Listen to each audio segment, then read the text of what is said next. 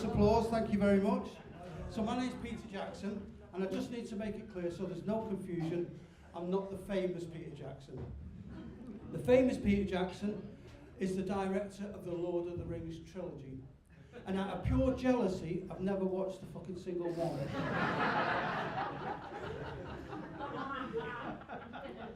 And that fucker is worth $1.5 billion as well. So I wish I was him, but I'm not. My dad always used to say, be careful what you wish for, son. He always wished for a windfall, and one day he got blown off a roof.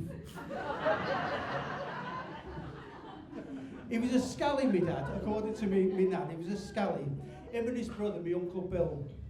And my Uncle Bill lived right next door to us with his family there. And my dad had grown out of it a little bit, but not my Uncle Bill. He was always a thief. He was. But to be honest, you know, when you're young, you want to think, well, I want to be in his family. I want to be in my Uncle Bill's family because he worked in a factory where they made chocolate. And every time I saw my cousins, they had a Twix and a Marathon and a Mars bar. I was so jealous. And Christmas even.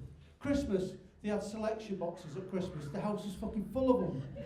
Easter eggs. There was loads of them. So I wanted to be in his family. My dad spent 40 years in a factory where they made fucking toilets. He hated it. He said it was a shit job. But I always remember my dad coming in, you know, and he'd sit on his favourite chair and he'd take his shoes and socks off, and he had the flakiest feet you'd ever seen. Oh. It was athlete's foot. He said it runs in the family.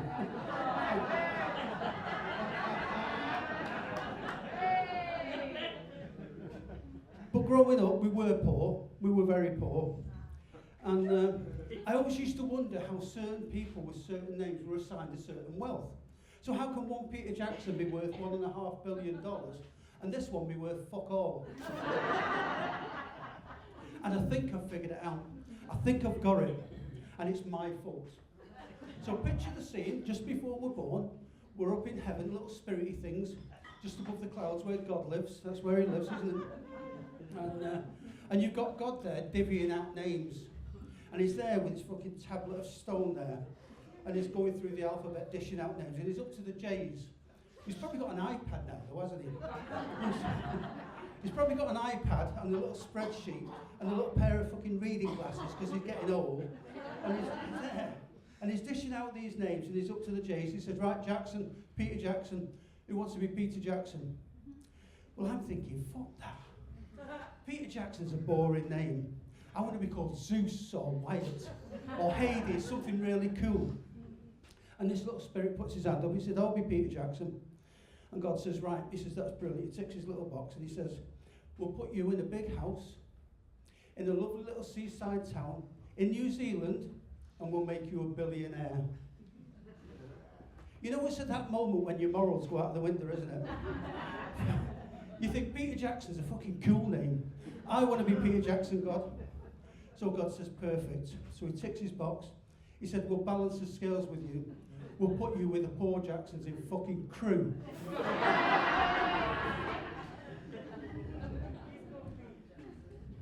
I got hit by a taxi. That's not the funny bit. I got hit by a taxi. It's a true story. I was out jogging. I was out doing my normal 10-mile jog. It was a Friday morning. You can all fuck off. I was fitter then. So I was out there doing my 10-mile jog, and I saw the taxi pull out of the supermarket car park, and I thought I can make it easy. The next minute, bang, I'm hit. And I had a bruise. I had a bruise on my left cheek. I swear to God, it was the perfect shape of Italy. It was fucking massive, honestly. It went right inside the crack. Well, you can imagine where it went, can't you?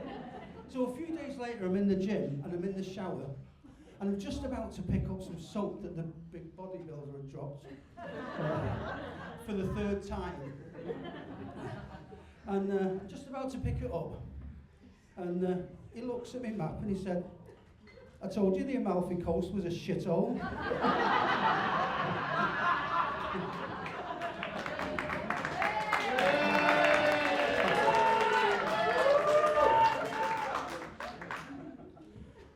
that's not the first time I've got run over. No. I was 6 years old and I got hit by Mr. Scragg, the butcher. Well, to be fair, that had nothing to do with the car crash. He just hated me. Because I used to throw stones at his fucking window. And, but at 6 years old, you're mischievous, aren't you? But you also want to be grown up. You want to do the adult things. You want to run your errands for your dad. So my dad sent me down to the shop for a single razor blade, a Wilkinson sword. And I'm coming back, and it was one of them general grocers, you know, that sell a bit of everything. I'm coming back with this razor blade in my hand. Now think about this. Who the fuck would sell a 6-year-old child a razor blade? This isn't them big razors, no. This is the sharpest piece of metal on the planet. Protected by the thinnest piece of paper. I'll tell you who it was. It was Mr. Scragg's brother. He owned the general grocers. He got the fucking stones as well. So I'm there in the shop, and he gives me that, you know, and at 6 years old, you've got no common sense and no comprehension of danger at all. So he looks at me, that little grin, and he says, hold it tight, son, so you don't lose it. So no common sense, no comprehension of danger, and 4 stitches.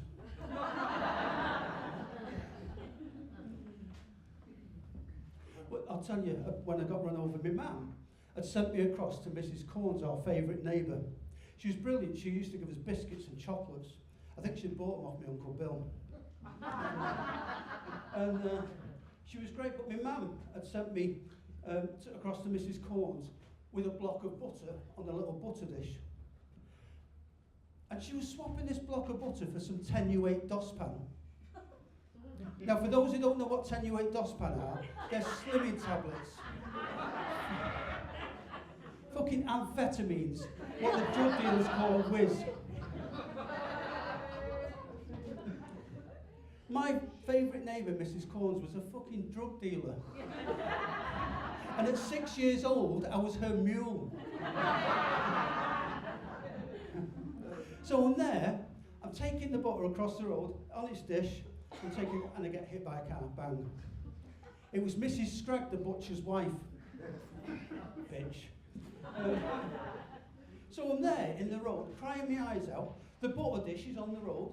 The butter is splattered all over my face. And I'm there crying, shouting at my mum.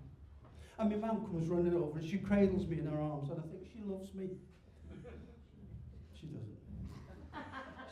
She looked at the fucking butter dish in the road. She looked at the butter on my face. And she looked at Mrs. Corns. And she said, is there still enough for 2 tablets?